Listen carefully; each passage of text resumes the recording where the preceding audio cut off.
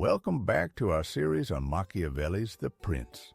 Last time, we explored how different types of principalities require different governing strategies. Today, in Chapter 7, we dive into one of Machiavelli's most fascinating case studies, Cesare Borgia. We'll see how even brilliant political maneuvering can be undone by fortune and why acquiring power through others' help creates dangerous instability. Let's begin. Chapter 7.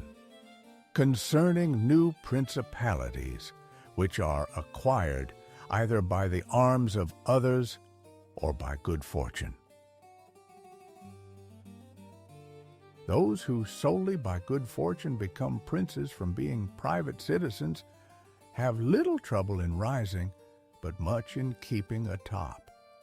They have not any difficulties on the way up because they fly, but they have many when they reach the summit. Such are those to whom some state is given either for money or by the favor of him who bestows it, as happened to many in Greece, in the cities of Ionia and of the Hellespont, where princes were made by Darius, in order that they might hold the cities both for his security and his glory, as also were those emperors who, by the corruption of the soldiers, from being citizens, came to empire. Such stand simply elevated upon the goodwill and the fortune of him who has elevated them, two most inconstant and unstable things. Neither have they the knowledge requisite for the position, because, unless they are men of great worth and ability, it is not reasonable to expect that they should know how to command, having always lived in a private condition. Besides, they cannot hold it, because they have not forces which they can keep friendly and faithful. States that rise unexpectedly, then, like all other things in nature which are born and grow rapidly, cannot leave their foundations and correspondencies fixed in such a way that the first storm will not overthrow them, unless, as is said, those who unexpectedly become princes are men of so much ability that they know they have to be prepared at once to hold that which fortune has thrown into their laps, and that those foundations which others have laid before they became princes, they must lay afterwards.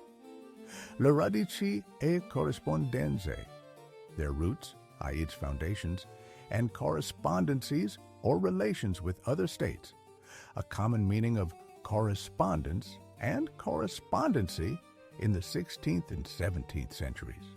Concerning these two methods of rising to be a prince by ability or fortune, I wish to adduce two examples within our own recollection, and these are Francesco Sforza and Cesare Borgia. Francesco, by proper means and with great ability, from being a private person, rose to be Duke of Milan, and that which he had acquired with 1,000 anxieties he kept with little trouble. On the other hand, Cesare Borgia, called by the people Duke Valentino, acquired his state during the ascendancy of his father, and on its decline he lost it, notwithstanding that he had taken every measure and done all that ought to be done by a wise and able man to fix firmly his roots in the states which the arms and fortunes of others had bestowed on him. Francesco Sforza, born 1401, died 1466.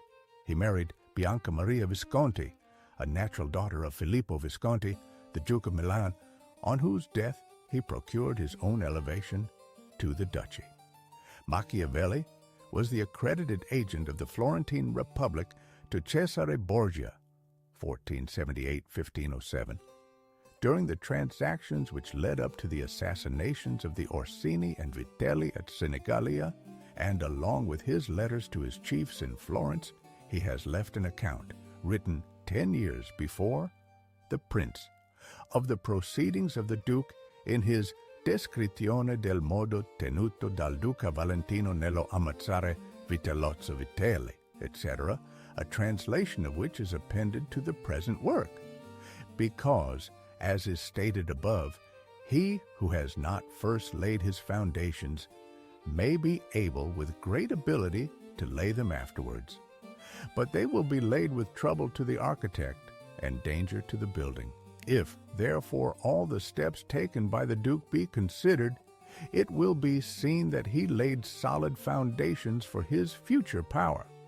And I do not consider it superfluous to discuss them, because I do not know what better precepts to give a new prince than the example of his actions. And if his dispositions were of no avail, that was not his fault, but the extraordinary and extreme malignity of fortune. Alexander VI, in wishing to aggrandize the Duke, his son, had many immediate and prospective difficulties.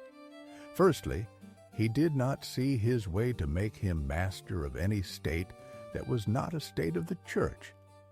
And if he was willing to rob the Church, he knew that the Duke of Milan and the Venetians would not consent, because Faenza and Rimini were already under the protection of the Venetians.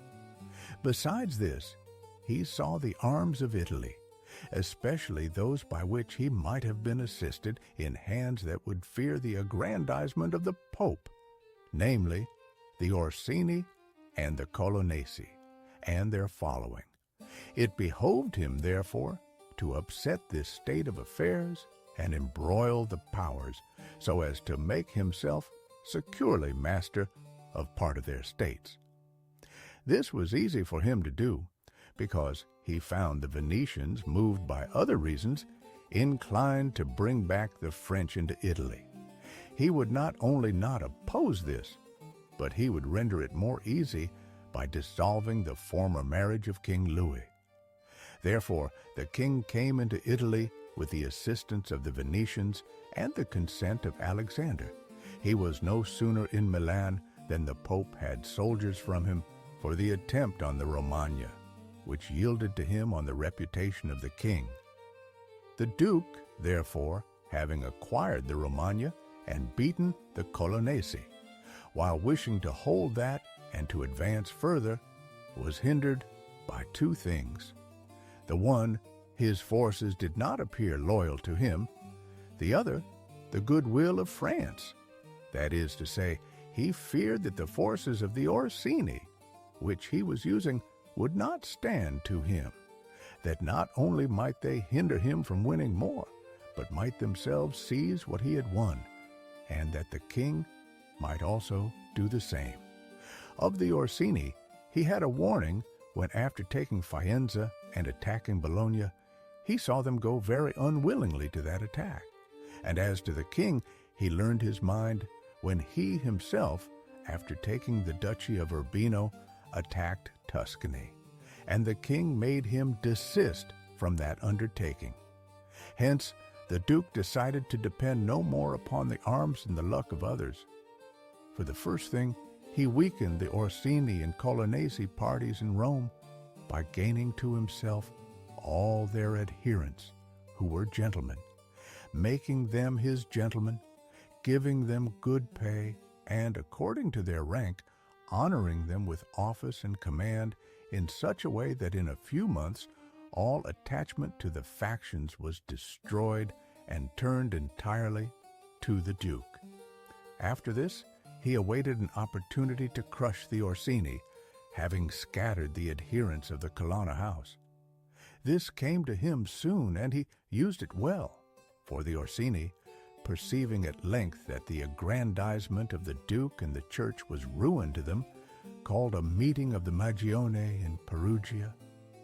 From this sprung the rebellion at Urbino and the tumults in the Romagna, with endless dangers to the Duke, all of which he overcame with the help of the French. Having restored his authority, not to leave it at risk by trusting either to the French or other outside forces, he had recourse to his wiles, and he knew so well how to conceal his mind that by the mediation of Signor Pagolo, whom the Duke did not fail to secure with all kinds of attention, giving him money, apparel, and horses. The Orsini were reconciled, so that their simplicity brought them into his power at Senigallia. Having exterminated the leaders and turned their partisans into his friends, the Duke laid sufficiently good foundations to his power, having all the Romagna and the Duchy of Urbino. And the people now beginning to appreciate their prosperity, he gained them all over to himself. And as this point is worthy of notice and to be imitated by others, I am not willing to leave it out. Senigallia, 31st December 1502. When the Duke occupied the Romagna, he found it under the rule of weak masters, who rather plundered their subjects than ruled them, and gave them more cause for disunion than for union, so that the country was full of robbery, quarrels, and every kind of violence. And so, wishing to bring back peace and obedience to authority, he considered it necessary to give it a good governor. Thereupon he promoted Messer Ramiro d'Orco, a swift and cruel man, to whom he gave the fullest power. This man in a short time restored peace and unity with the greatest success. Afterwards, the Duke considered that it was not advisable to confer such excessive authority, for he had no doubt but that he would become odious. So he set up a court of judgment in the country under a most excellent president, wherein all cities had their advocates. And because he knew that the past severity had caused some hatred against himself, so, to clear himself in the minds of the people and gain them entirely to himself, he desired to show that if any cruelty had been practiced, it had not originated with him, but in the natural sternness of the minister. Under this pretense, he took Ramiro, and one morning caused him to be executed and left on the piazza at Cesena with the block and a bloody knife at his side. The barbarity of this spectacle caused the people to be at once satisfied and dismayed.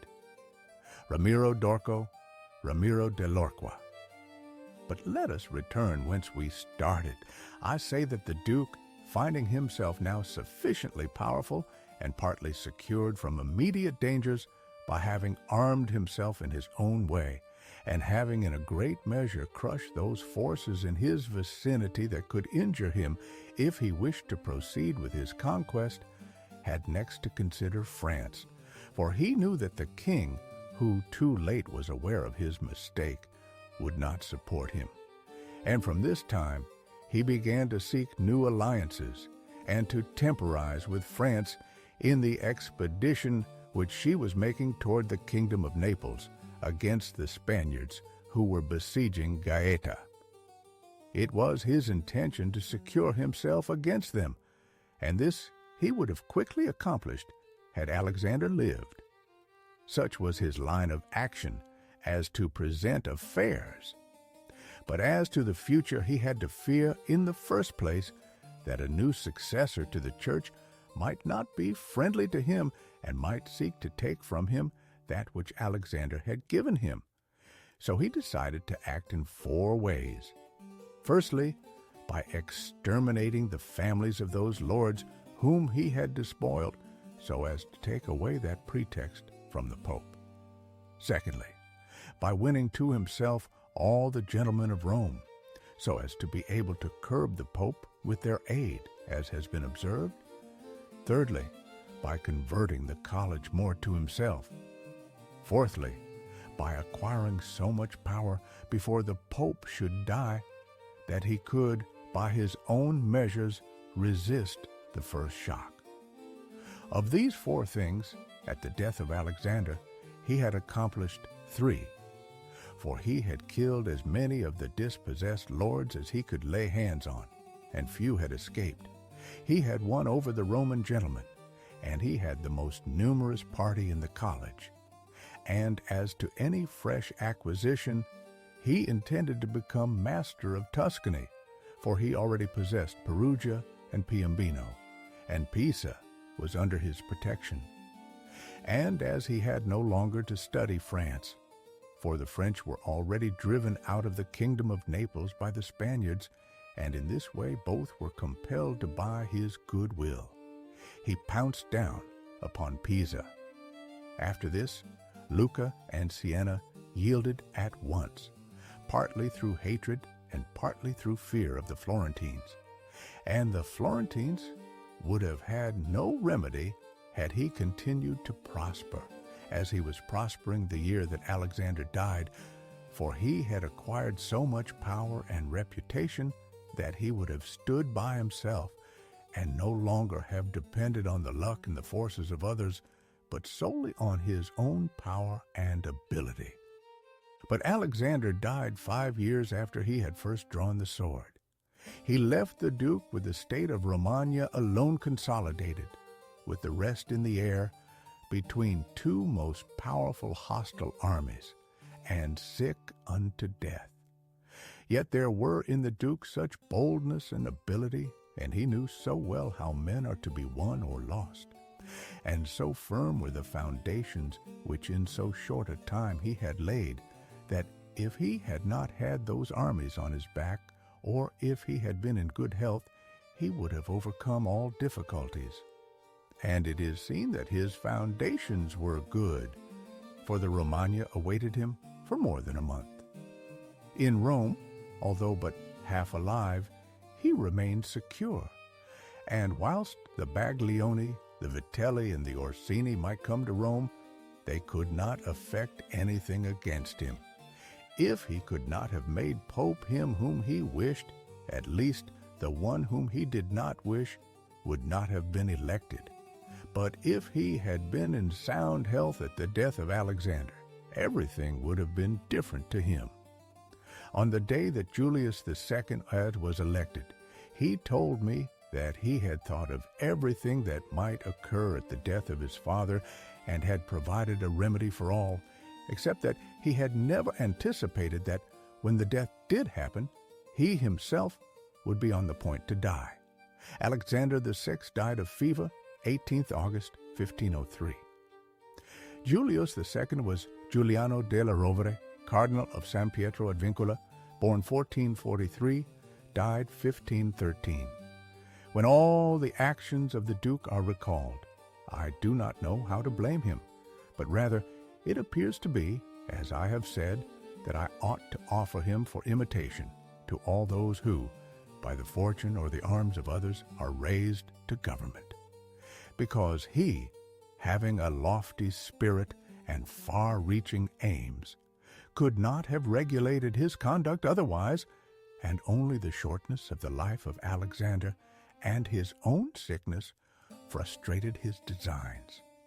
Therefore, he who considers it necessary to secure himself in his new principality, to win friends, to overcome either by force or fraud, to make himself beloved and feared by the people, to be followed and revered by the soldiers, to exterminate those who have power or reason to hurt him, to change the old order of things for new, to be severe and gracious, magnanimous and liberal, to destroy a disloyal soldiery and to create new, to maintain friendship with kings and princes in such a way that they must help him with zeal and offend with caution, cannot find a more lively example than the actions of this man.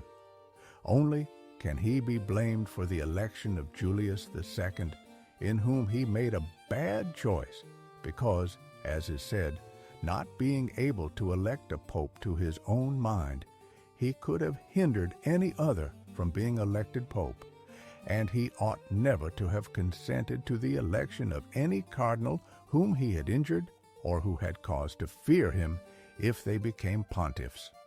For men injure either from fear or hatred. Those whom he had injured, amongst others, were San Pietro ad Vincula, Colonna, San Giorgio, and Ascanio. The rest, in becoming pope, had to fear him, Rouen and the Spaniards excepted, the latter from their relationship and obligations, the former from his influence, the kingdom of France having relations with him. Therefore, above everything, the Duke ought to have created a Spaniard pope, and failing him, he ought to have consented to Rouen and not San Pietro ad Vincula. He who believes that new benefits will cause great personages to forget old injuries is deceived. Therefore, the Duke erred in his choice, and it was the cause of his ultimate ruin. San Giorgio is Raffaello Riario. Ascanio is Ascanio Sforza. So we've seen how Cesare Borgia ruthlessly carved out his own power base, transforming inherited fortune into personal strength through calculated violence and political cunning. Machiavelli clearly admires this approach, but here's what I wonder. In our modern world, what would establishing your own roots actually look like? Can you build lasting power without Borgia's brutal methods? Drop your thoughts in the comments below. If you're finding value in exploring these timeless strategies, hit that like button and subscribe for more. Next time, we're diving into one of Machiavelli's most controversial topics: when and how a prince should use cruelty effectively. Trust me, you won't want to miss this one. Until then, stay strategic.